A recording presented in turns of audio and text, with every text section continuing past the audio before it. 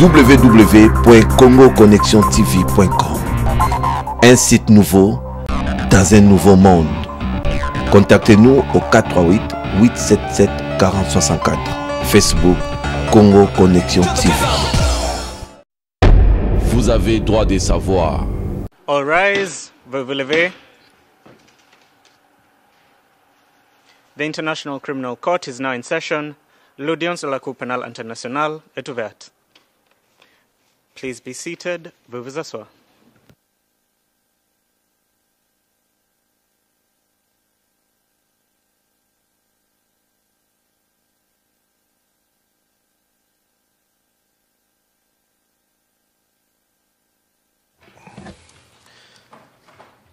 Good morning to everyone. Le juge unique, bonjour à tous au sein de la salle d'audience et à l'extérieur.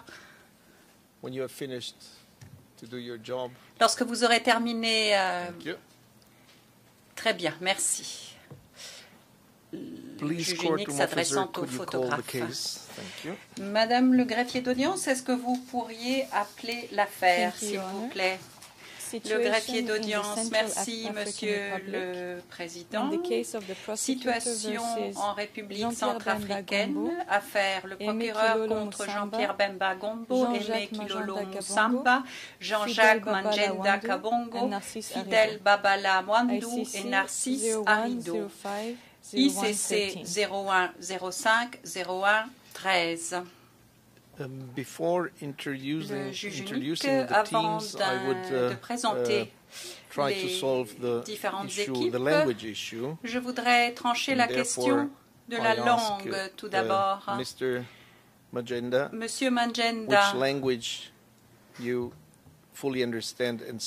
quelle est la langue que vous comprenez parfaitement et que vous parlez parfaitement? Je suppose que c'est le français, mais je voudrais que vous le confirmiez.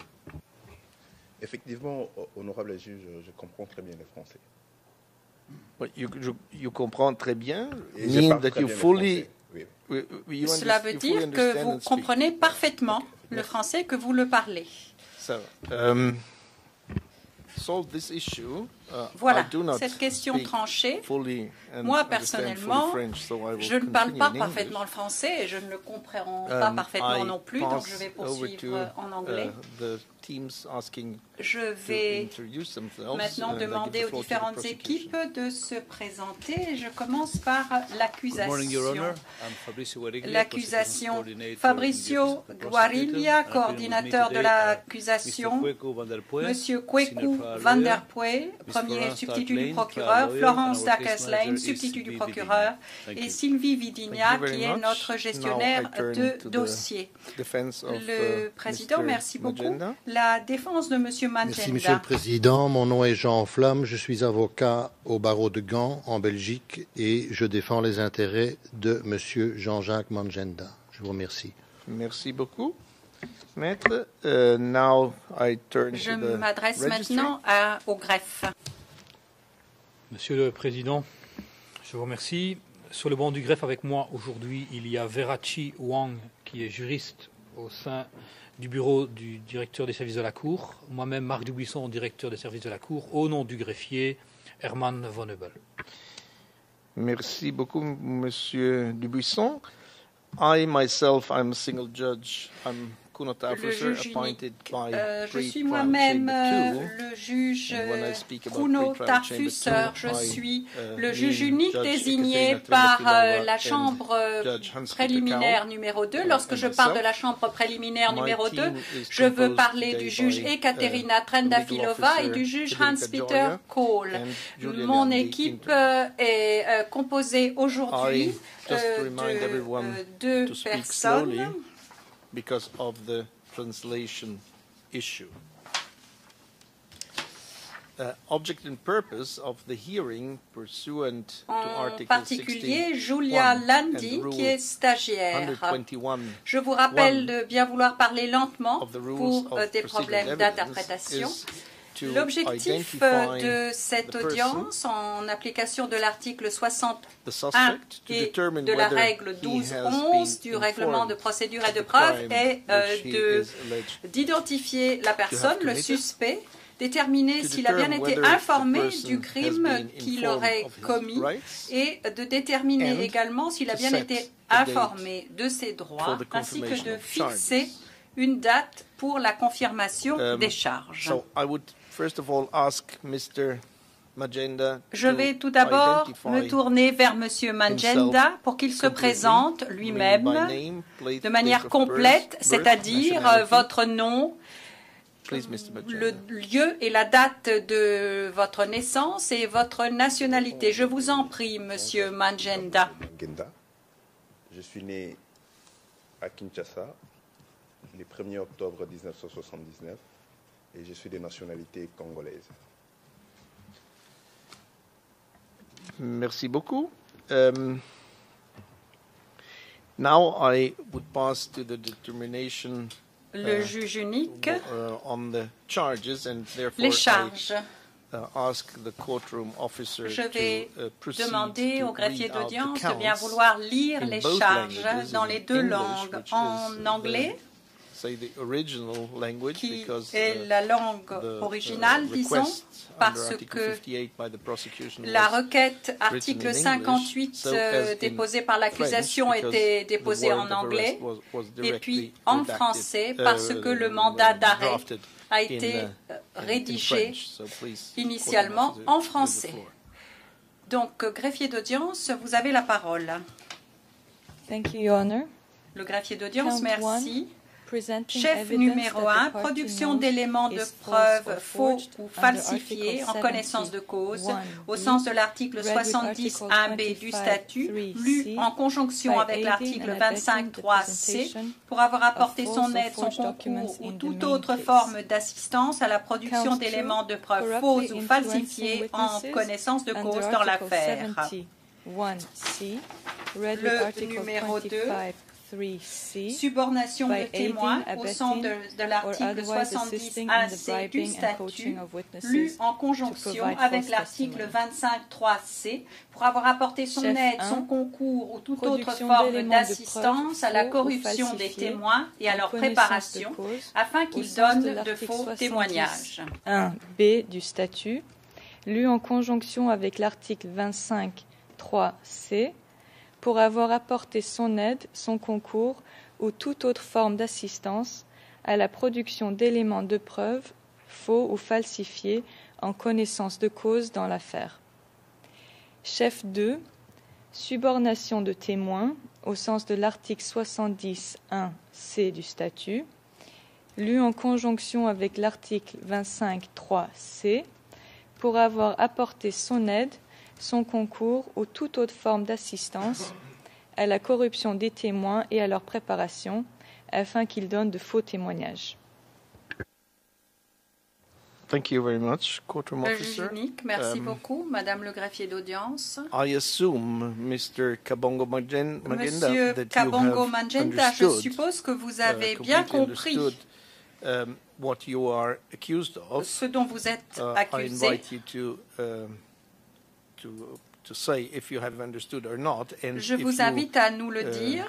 You may make at this point in time any comment you et à ce stade, vous pouvez faire tout commentaire que vous jugez nécessaire. Je vous rappelle cependant que ça n'est pas le moment opportun pour aborder le fond de la chose, mais vous pouvez faire un commentaire bref si vous le souhaitez. Vous avez la parole. Je voulais juste dire que j'ai compris les chefs d'accusation et qu'effectivement, je ne reconnais aucun chef d'accusation tel qu'il est allégué contre moi. Effectivement.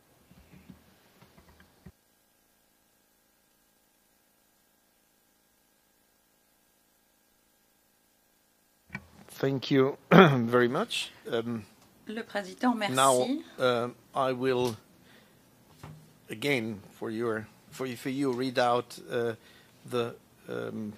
your relevant rights. Je vais vous lire vos droits parce que c'est un autre des objectifs de la première comparution. Je suis sûr que vous connaissez vos droits, mais enfin, je vais vous les lire malgré tout. Tout d'abord, vous serez considéré comme innocent jusqu'à ce que vous ayez votre culpabilité aura été prouvée sans au-delà de tout doute raisonnable, avec la charge de la preuve reposant sur l'accusation. Vous avez le droit de ne pas vous voir imposer tout renversement de la preuve.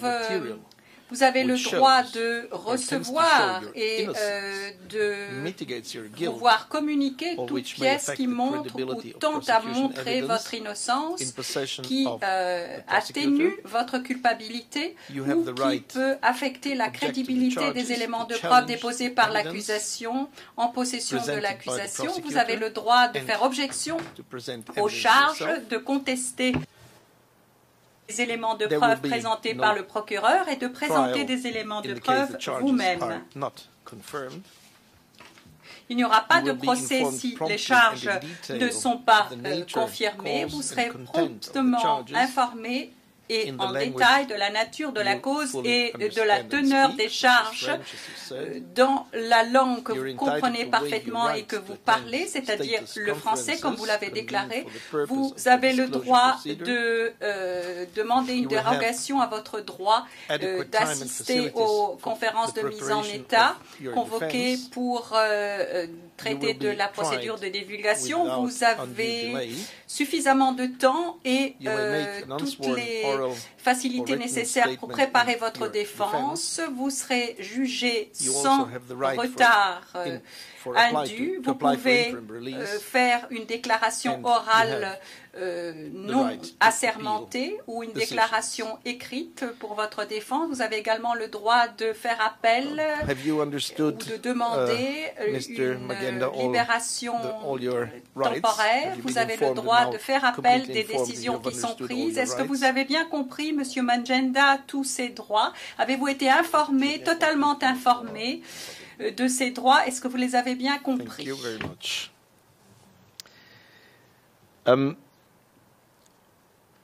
Now we pass to settle the date for the confirmation. As you know, le juge unique, nous allons passer à la fixation de la date de confirmation. Comme vous le savez, 3 des 5 suspects ont déjà comparu ici pour la première fois.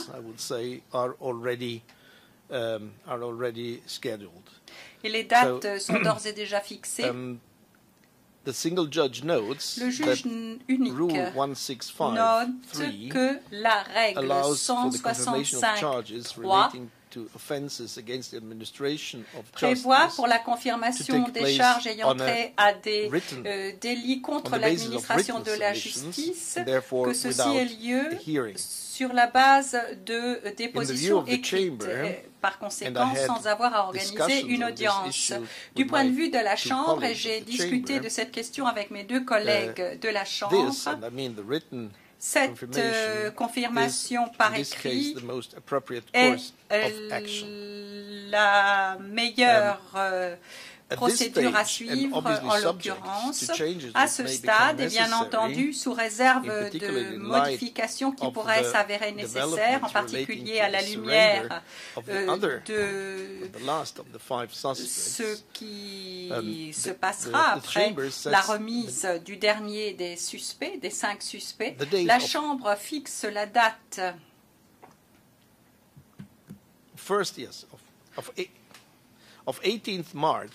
fixe la date du 18 mars 2014 pour le dépôt du document contenant les charges et l'inventaire des preuves de l'accusation.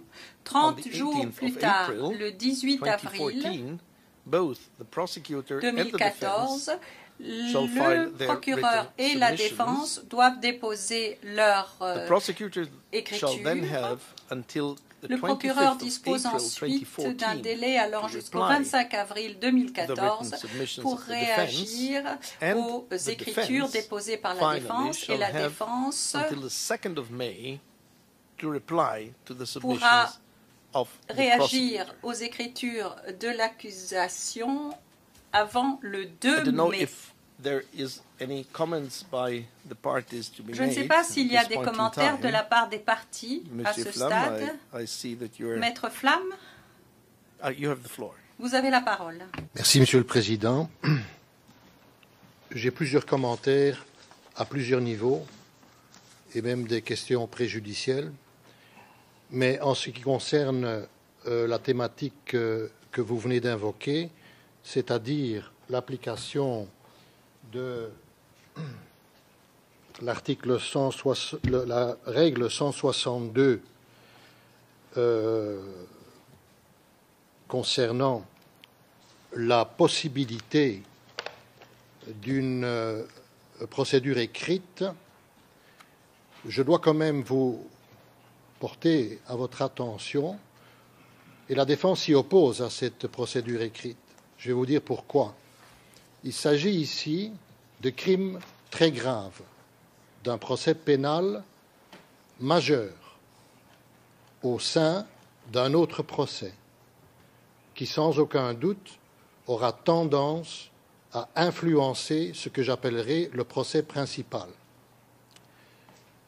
Imputer à des avocats des faux en écriture et de la corruption de témoins est une chose gravissime pour la justice et pour ses avocats.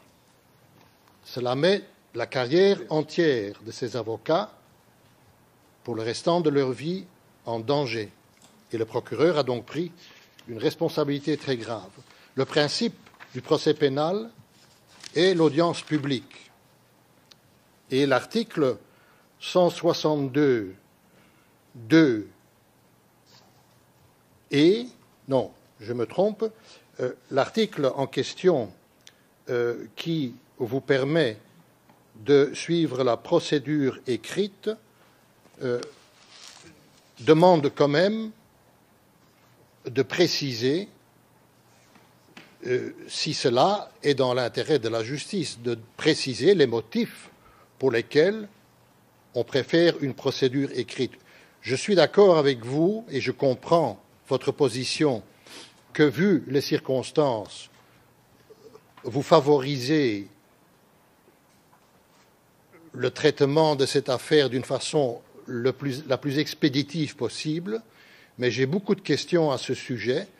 Il y a des saisies qui ont été faites en Hollande et qui sont actuellement dans les mains des autorités hollandaises. Les produits des perquisitions qui ont été faites au domicile de mon client et dans le bureau ici à la CPI, n'est-ce pas? On a saisi beaucoup de choses. La totalité de ce bureau a été saisie, il faut bien se l'imaginer. Et donc, ça va prendre du temps. Il faudra examiner, les autorités hollandaises vont devoir examiner, si ce qui est saisi n'est pas confidentiel, et pour moi, tout sera confidentiel, et deux, si ce qui a été saisi n'est pas ce qu'on dit en anglais « out of scope » et sans intérêt, sans relation avec les charges. Donc, ceci est, je vais employer le mot, peut-être gigantesque. Alors, faire cette procédure d'une façon expéditive, le calendrier que vous proposez, on va le voir, mais on va peut-être l'essayer, mais ça me paraît mission impossible. Et je veux donc en terminer en disant que d'emblée, je m'oppose à la procédure écrite. Parce que je trouve que les droits de ces personnes arrêtées sont tels et l'enfreinte éventuelle à leurs droits est telle qu'ils ont droit à une audience publique. Je vous remercie.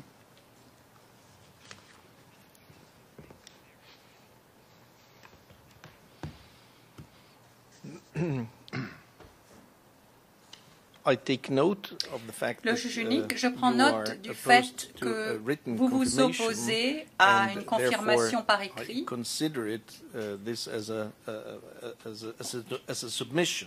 Je considère cela comme une requête.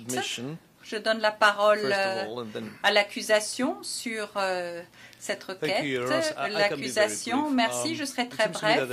Il me semble qu'il y a deux choses différentes ici. D'abord, les modalités du processus de confirmation et ensuite le calendrier. Mon honorable contradicteur mélange un peu les deux. Pour ce qui est des modalités, nous sommes tout à fait d'accord avec ce qui est proposé par la Chambre et l'utilisation d'écriture. Nous ne voyons pas que cela porte préjudice d'aucune manière au droit du suspect. Je suis certain de toute façon que la Chambre fera attention de suivre de près les écritures déposées par les parties. De toute façon, c'est une procédure qui est prévue dans le règlement et il serait quand même extraordinaire que les auteurs de ces textes aient souhaité porter atteinte aux droits des suspects. Et l'accusation a présenté un dossier très solide, nous en sommes certains, et nous sommes certains que vous êtes, et nous sommes tout à fait bien conscients des responsabilités que nous avons dans cette affaire, en particulier qu'il s'agit de questions liées à la corruption de témoins et à une mauvaise utilisation de la tactique de la défense. Si l'accusation a présenté un dossier solide, eh bien cette affaire peut parfaitement, effectivement, se faire en public. Il peut y avoir une audience publique. En ce qui concerne maintenant la quantité de pièces saisies et l'impact que cela peut avoir sur le processus de confirmation, là, il ne s'agit plus de modalité, mais plutôt de calendrier du processus de confirmation. Est-ce que le calendrier que vous proposez est réaliste? Nous avons exprimé nos préoccupations à ce sujet. Nous constatons qu'il y a un certain nombre de facteurs qui peuvent l'entraver, mais ça n'a rien à voir avec le fait de décider si le processus de confirmation a lieu par écrit ou non. Nous, pour notre part, ferons le maximum pour respecter ce calendrier. Si cela n'est pas possible, nous reviendrons devant vous et nous adresserons également la défense et nous verrons ensuite ce que vous déciderez. Voilà ce que j'ai à dire pour le moment. Le juge unique. As far as the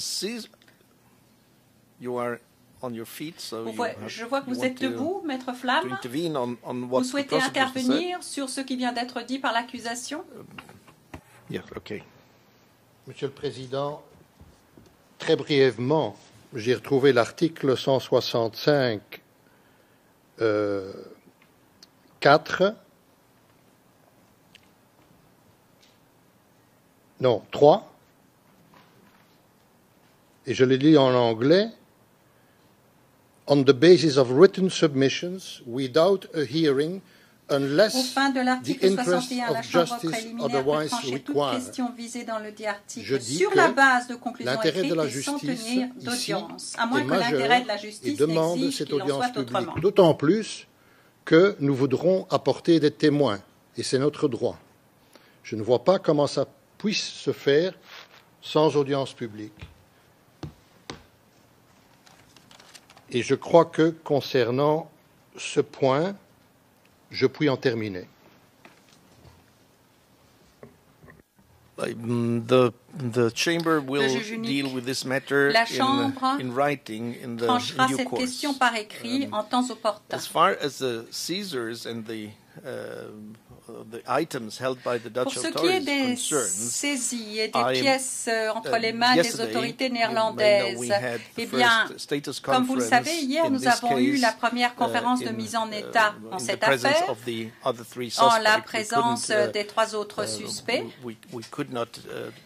Nous n'avons pas été en mesure de faire tout cela dans le cadre d'une conférence de mise en état unique aujourd'hui. Ça ne s'est pas révélé possible.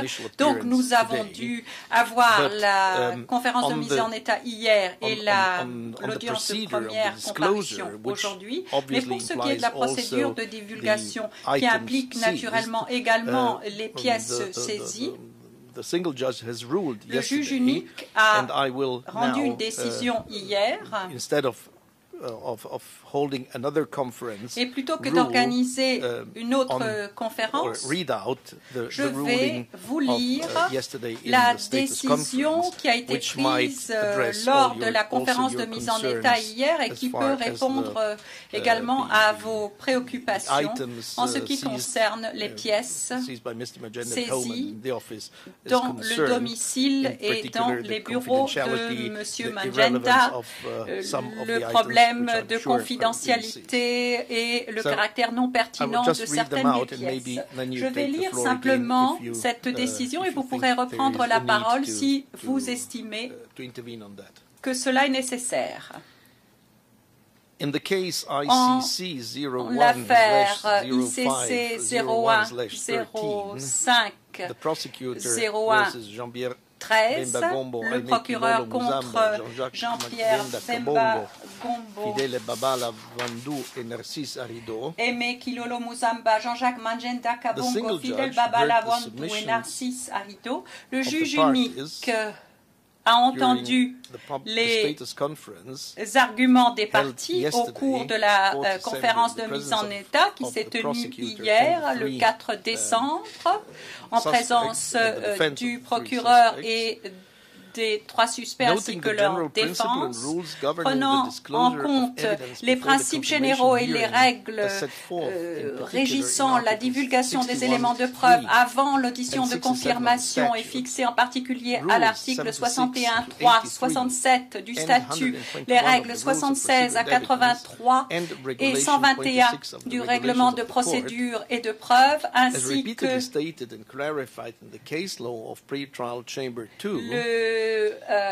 l'article 26 du règlement de la Cour, la norme 26 du règlement de la Cour, notant en particulier l'échéance, c'est-à-dire 30 jours au maximum et 15 jours avant le début de la confirmation des charges respectivement fixées pour le procureur et la défense pour s'acquitter de leurs obligations en matière de divulgation, étant donné qu'il ne s'agit que de délais indicatifs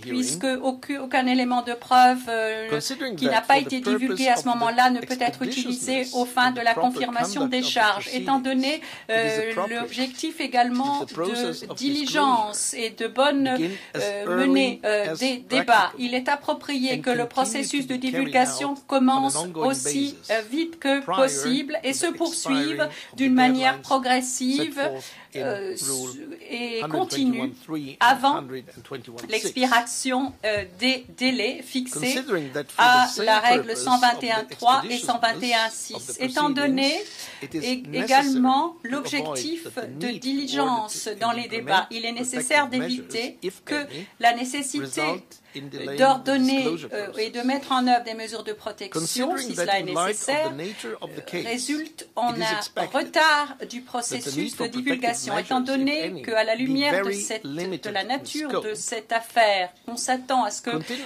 les mesures de protection, si elles sont nécessaires, ne seront que très limitées. Étant donné également qu'il faut établir un calendrier pour la divulgation des éléments de preuve entre les parties.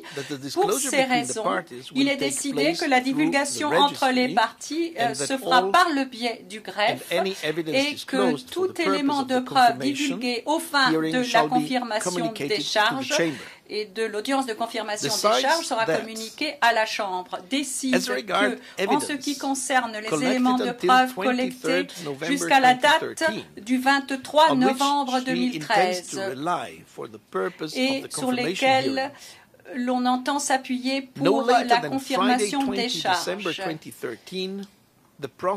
L'accusation aura jusqu'au vendredi 20 décembre 2013 pour divulguer ceci à la défense ou soumettre à la Chambre des requêtes aux fins d'expurgation ou de mise en place d'autres mesures de protection. En ce qui concerne tous les éléments de preuve collectés entre le 23 novembre 2013 et le 31 janvier 2014, sur lesquels l'accusation a l'intention de s'appuyer aux fins de l'audience de confirmation des charges, au plus tard le vendredi 31 janvier, le procureur devra faire cette divulgation à la défense ou présenter présenter une requête à la Chambre aux fins de rédaction ou d'autres mesures de protection. Orders the prosecutor ordonne à l'accusation de procéder à la divulgation au profit de la défense de tous les éléments de preuve pour lesquels des explications ont été sollicitées au plus tard 3 jours après la notification de la décision de la Chambre relative à la requête aux fins d'expurgation. Ordonne à l'accusation de se mettre d'accord avec la défense sur le lieu et le moment pour permettre l'inspection des pièces au titre de la règle 77, le cas échéant, décide que les rapports préparés par le Conseil indépendant en l'affaire sera prochainement reclassifié et communiqué à la défense sous réserve des mesures de protection appropriées. Décide que les pièces saisies upon the arrest of the suspect, au moment de l'arrestation du suspect, as made available by the relevant national authorities, et qui sont rendus disponibles par les autorités nationales concernées, restent en la possession du greffe. Décide qu'un conseil indépendant sera désigné en temps utile dans le but de déterminer si les pièces saisies sont couvertes par le secret professionnel ou s'ils ont une pertinence quelconque. Ordonne au greffe de déposer la version la plus à jour du protocole de la Cour électronique au plus tard le vendredi 6 décembre 2013.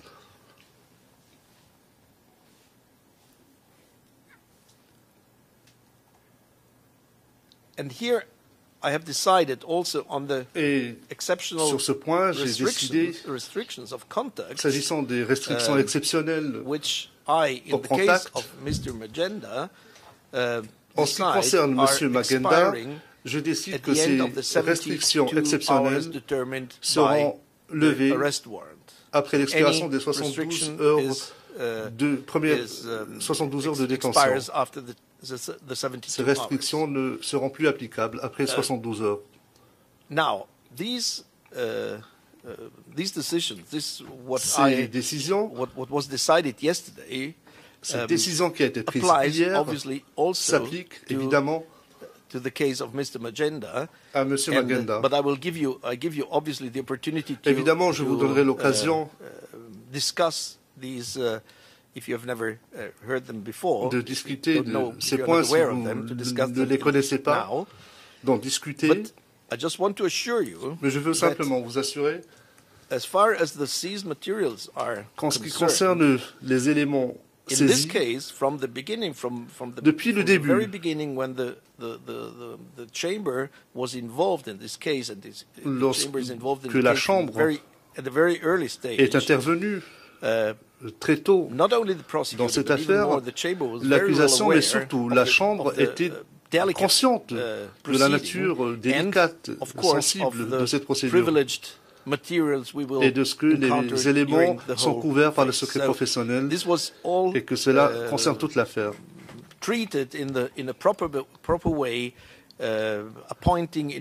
ces éléments seront traités de manière appropriée. Il y aura un conseil indépendant qui fera le tri entre ce qui est couvert par le secret professionnel et pertinent. Donc, par conséquent, il ne sera pas mis à la disposition de l'accusation et ce qui n'est pas pertinent pour l'affaire. Et ce de façon très stricte. Cette façon de faire se poursuivra et nous sommes tout à fait conscients des préoccupations relatives à cette question très délicate. Sur ce, je vous redonne la parole pour réagir à cette décision. Oui, merci Monsieur le Président. En effet, il y a des choses à dire parce que nous traitons ici une affaire hautement sensible, comme vous l'avez dit. La saisie de la totalité d'un bureau d'avocat est une chose toujours excessivement délicate et explosive. D'autant plus que, ici, il s'agit d'un bureau qui est destiné à une affaire et que cette affaire est encore toujours pendante. C'est de la dynamite. Et alors, ma première question, évidemment, je crois que vous l'avez déjà imaginé, je ne connais pas ce personnage de conseil indépendant. Je ne l'ai vu dans aucun texte. Évidemment, c'est une des lacunes de la Cour, il n'y a pas de barreau. Comme l'imposent les règles des Nations Unies sur le rôle des conseils, il faut un barreau indépendant de la Cour pour justement pouvoir faire face à des problèmes, par exemple, de cet ordre-là.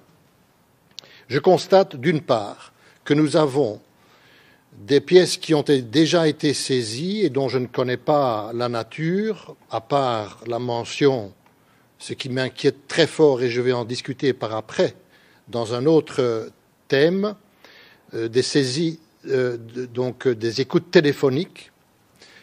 C'est la seule chose dont j'ai connaissance. Mais nous avons donc un niveau qui se passe à l'intérieur de la Cour pénale internationale concernant les pièces saisies et dont s'occupe ce conseil indépendant que je ne connais pas. Et d'autre part, probablement la grande masse des données qui ont été saisies samedi dernier dans le bureau de la défense de M. Bemba. Et cette saisie-là est traitée par les autorités hollandaises, l'officier, le procureur hollandais, le juge-commissaire hollandais et le bâtonnier de La Haye, le doyen. Dans nos traditions de barreau, nous faisons tous confiance au bâtonnier. C'est comme ça. C'est l'arbitre, c'est l'autorité indépendante qui décide sur la confidentialité.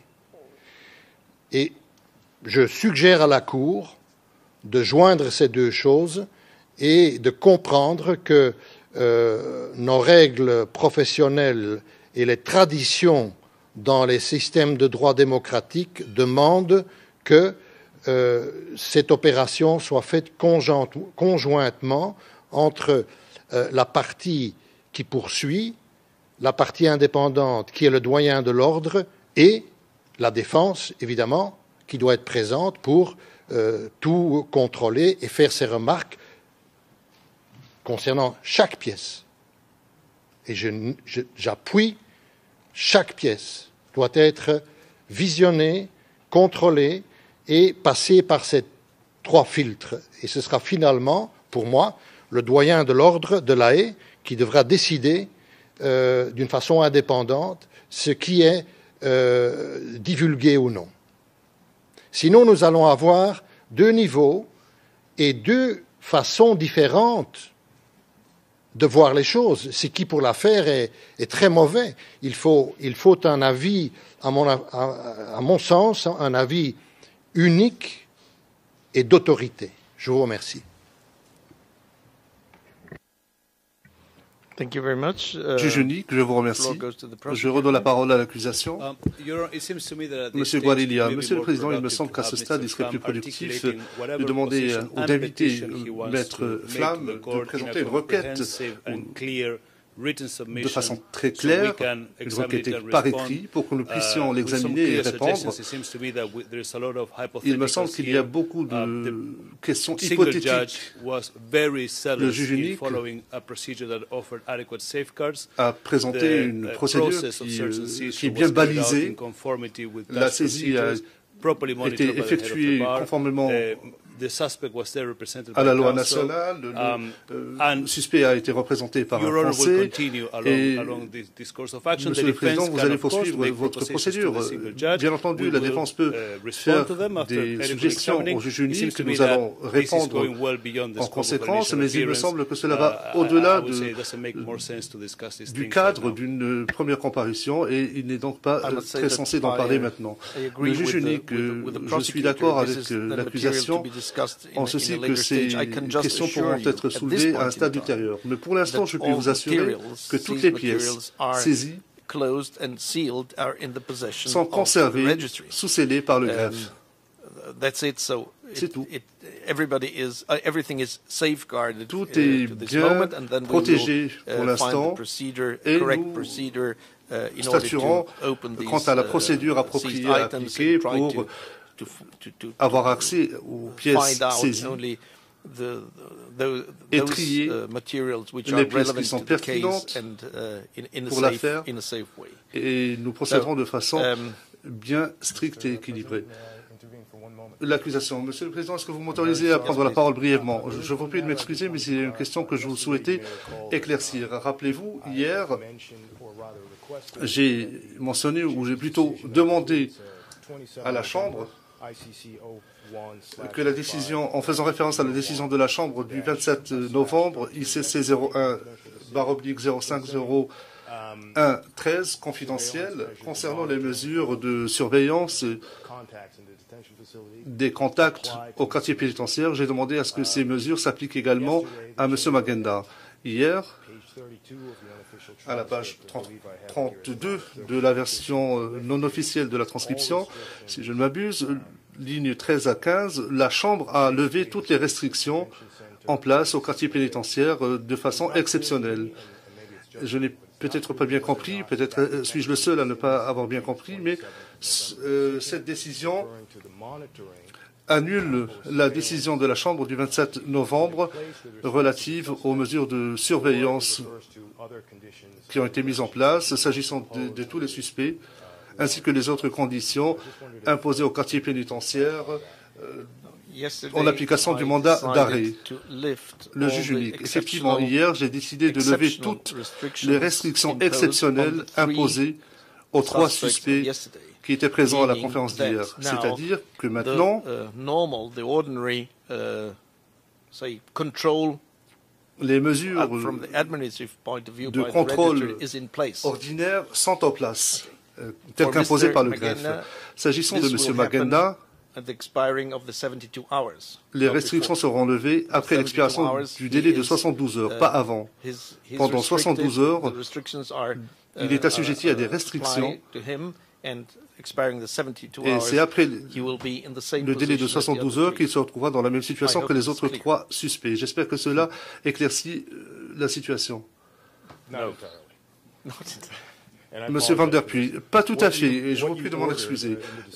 Dans votre décision, vous avez ordonné au greffe de mettre en mesure des mesures de surveillance adéquates pour s'assurer que les contacts entre les suspects durant leur interaction soient bien surveillés ou activement surveillés, et que le greffe fasse en sorte que les contacts entre les parties et les parties tierces, dans le cadre des visites, fassent l'objet d'un monitoring ou d'une surveillance. Je ne sais pas si telle est la procédure habituelle, mais je veux simplement savoir si la décision d'aujourd'hui infirme la décision d'hier. Le juge unique, c'est exact. Ma décision d'hier abroge la décision précédente. Et je ne parle pas des mesures normales qu'impose le greffe, c'est-à-dire le délai de 72 heures. Je pense que maintenant les choses sont claires.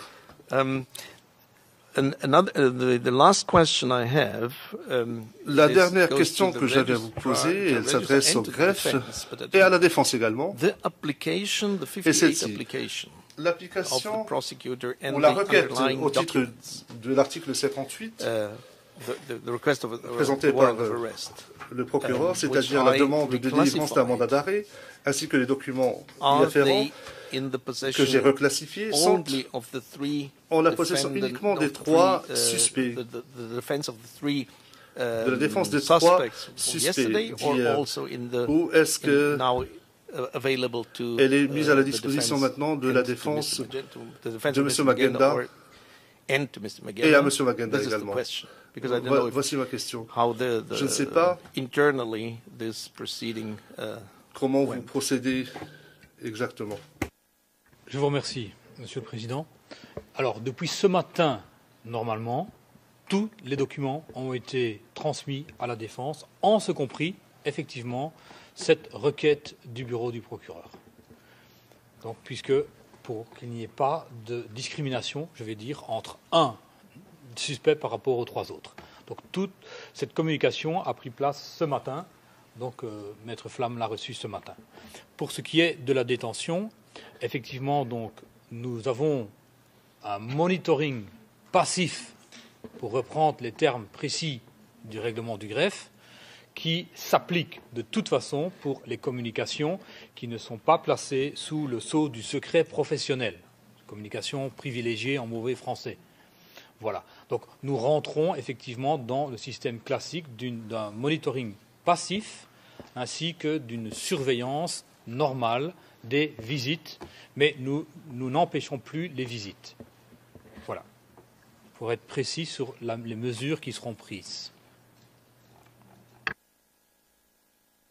Thank you, Mr. Dubuisson, le juge unique, merci M. Dubuisson pour cet éclaircissement. Je voulais simplement être certain que vous alliez le faire. Je voulais également que la défense de M. Magenda se retrouve dans la même situation que les autres suspects, les trois autres suspects. En ce qui concerne les conditions de détention, les choses sont claires maintenant. La décision qui a été prise hier en ce qui concerne la procédure de divulgation s'applique sans réserve à M. Magenda. Et j'invite Maître Flamme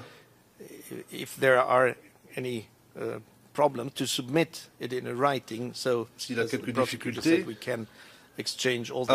à déposer une requête par écrit, comme l'a suggéré l'accusation, pour que nous puissions y répondre et prendre une décision, encore une fois, par écrit. S'il n'y a pas d'autres questions que vous souhaitez aborder, non. Je vais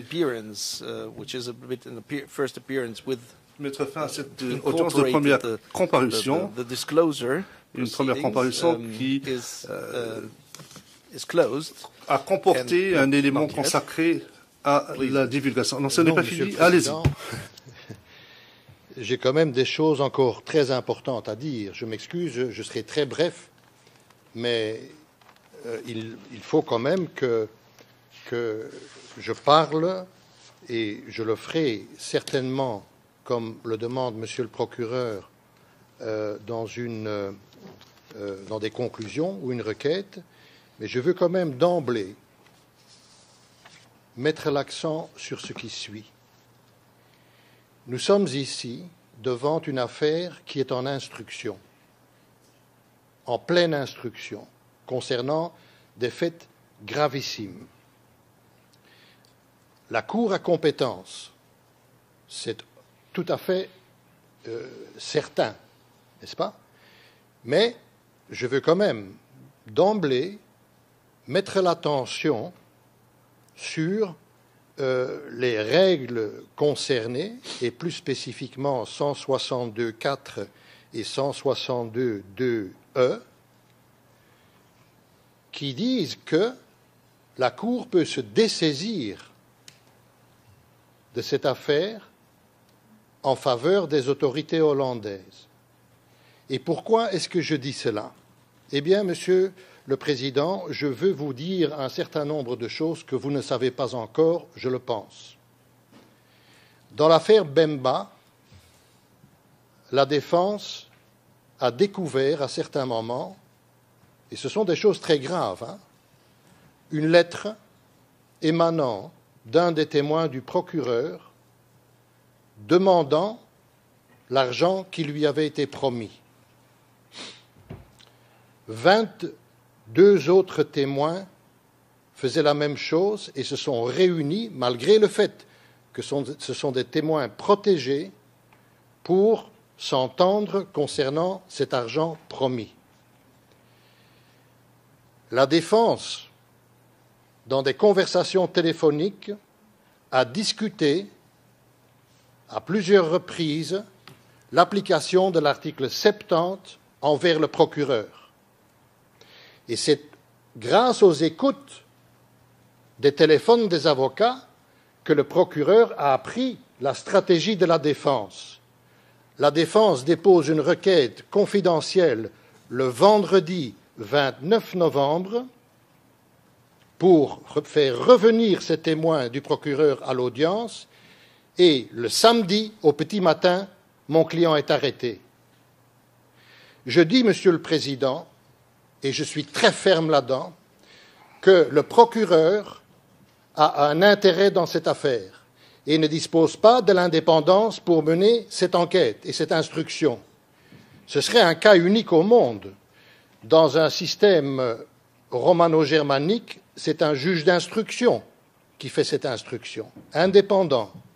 Dans un système anglo-saxon common law, l'instruction se ferait à l'audience. Ici, uniquement au monde, le procureur va instruire dans une affaire en cours contre la défense et dans laquelle il a un intérêt évident. Il a découvert la stratégie de la défense par les écoutes téléphoniques. Yes. Et donc, juge unique, oui, mais un instant, je vous prie. Maître, je pense que vos observations vont au-delà. Maître Fernand, je ne suis pas d'accord. Le juge unique, enfin, moi je le pense. Je pense que ça déborde du cadre d'une première comparution. Vous êtes en train de jeter des accusations très graves qui doivent suivre une autre voie, à mon avis.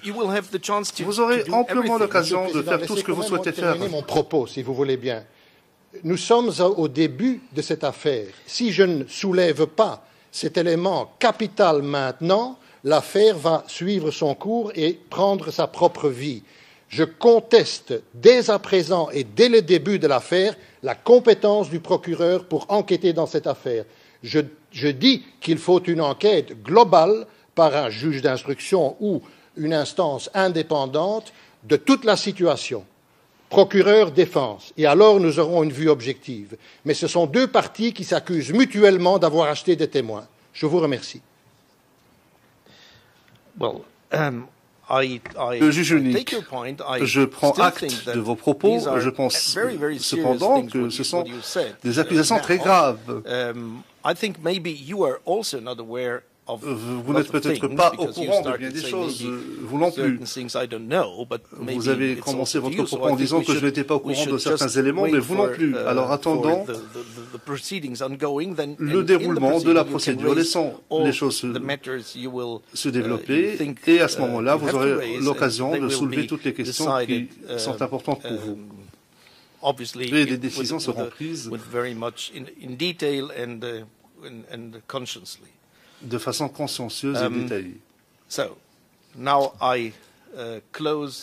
Bien, sur ce, je mets fin à cette audience. Je vous invite vivement à présenter les requêtes que vous devrez déposer à l'avenir, mais nous levons l'audience maintenant.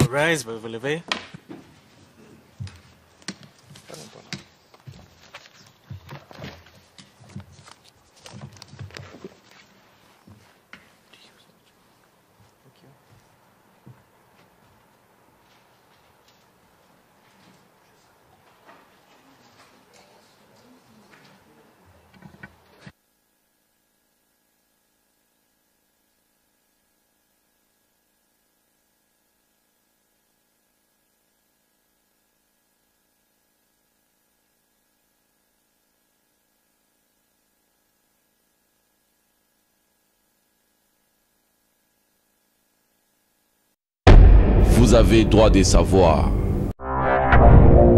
www.congoconnexiontv.com.